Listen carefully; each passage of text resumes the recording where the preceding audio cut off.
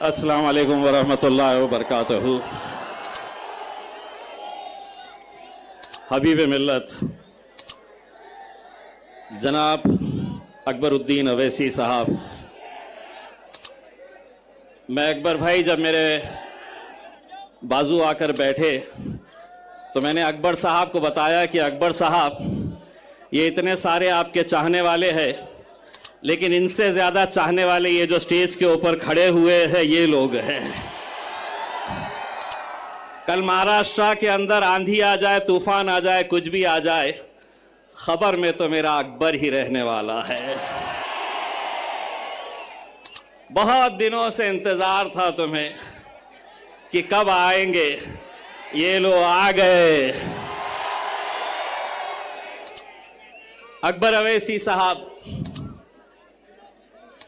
ये चिराग को देखकर मचल रही है हवा। मेरे शहर में कुछ दिनों से बहुत तेज चल रही है हवा। बना रहे हैं किस्से जो मेरी नाकामियों के, उन्हें क्या खबर है कि रुख बदल रही है हवा। अल्हम्दुलिल्लाह, मैं सबसे पहले तो अल्लाह रब्बुल इज़्ज़त का तहे दिल से शुक्रिया अदा करता हूँ। मैं जितना अल्लाह का शुक्र अदा करूँ वो कम है। ये मोहब्बतें, ये दीवानगी, ये जुनून पिछले 10 साल से आपने इसमें कमी नहीं, बल्कि हर बार ये बढ़ती ही जा रही है। आपने मुझे मौका दिया। बैरिस्टर असदुद्दीन अवैसी साहब, अकबरुद्दीन अवैसी साहब ने मुझ पर एतमाद जताया। 2014 में एमएलए बनाकर आप लोगों ने भेजा।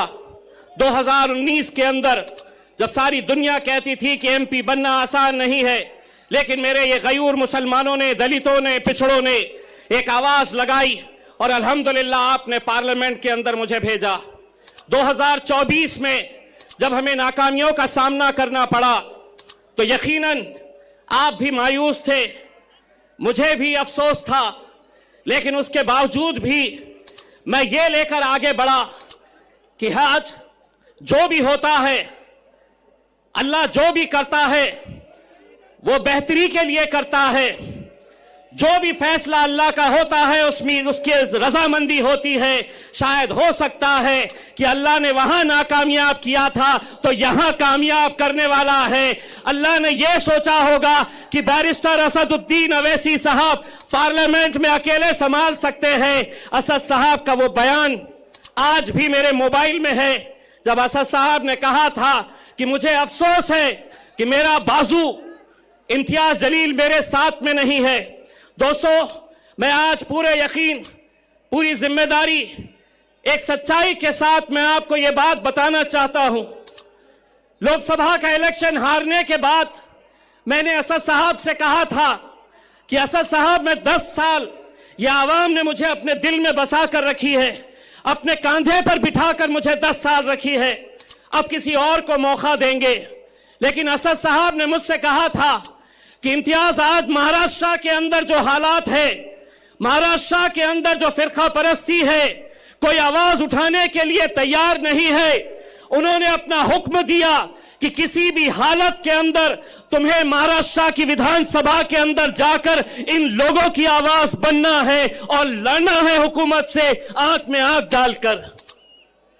मेरे कायद का हुक्म सर आंखों पर, लेकिन आप वो साजिशों को भी समझिए कि जो आज एक उम्मीदवार को, मजलिस को खत्म करने के लिए कैसे कैसे हथकंडे अपनाए जा रहे हैं, क्या साजिशें खेली जा रही है। नासिर सिद्दीकी साहब, जब उनके खिलाफ 2 उम्मीदवार खड़े हुए, राजनीतिक तौर के ऊपर कट्टर दुश्मन, वो एक हो गए, एक प्लेटफॉर्म के ऊपर आ गए और उन्होंने कहा कि अगर हम दोनों लड़ते रहे तो यह जीत जाएगा, मजलिस जीत जाएगी। वो जो इतने इतने हिस्सों में बटे हुए हैं, वो एक हो रहे हैं जिसका एक अल्लाह, जिसका एक रसूल। हम कैसे बट रहे हैं? हम क्यों बट रहे हैं? कौन बांट रहा है हमें? 28 उम्मीदवार, 28 उम्मीदवार पूरे महाराष्ट्र के अंदर सबसे ज्यादा मुसलमान उम्मीदवार अगर खड़े किए गए तो वो औरंगाबाद की पूर्व सीट से, जहां मजलिस-ए-इत्तेहादुल मुस्लिमीन ने मुझे खड़ा किया है, 28 खड़े नहीं हुए, खड़ा किया गया है।